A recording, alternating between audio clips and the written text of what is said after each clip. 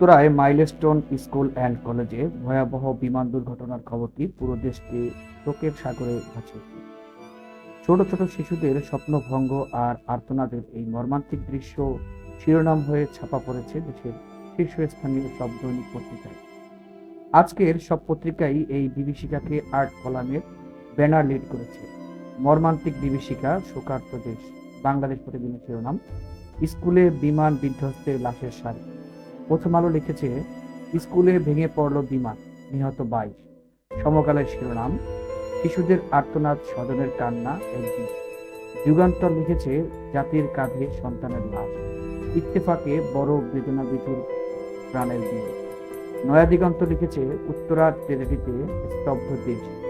বণিক বার্তা লিখেছে, উত্তরায় স্কুল ভবনে বিমান বিধ্বস্ত শিক্ষার্থী সহ নিহত অন্তত 22। পত্রিকায় পত্রিকায় এসেছে শিশুদের উচ্ছ্বাস ভেসে গেল আর্তনাদে।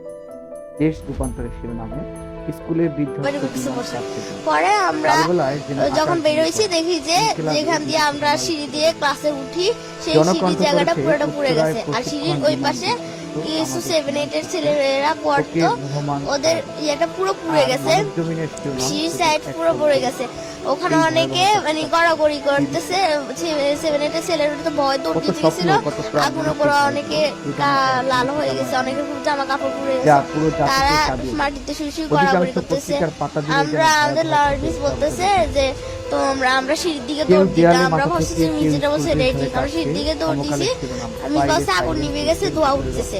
আমরা এবারে গেছি, গ্যাস সরেছিল, পরে মিসে একজনের গায়ে পড়ে গেছে, আবার একটা 8 এর ভাই আমার গায়ের উপর পড়ে গেছে, পরে আমার একটা বান্ধবী আমার গায়ের উপর পড়ে গেছে। আমি অনেক কষ্ট ওখান থেকে উঠে আসছি। পরে বারান্দার যে গ্রিল কিছু ফায়ার সার্ভিসের লোক আসছে, তারপর কিছু আর্মি লোক আসছে, এসে ওরা গ্রিল ভাঙছে।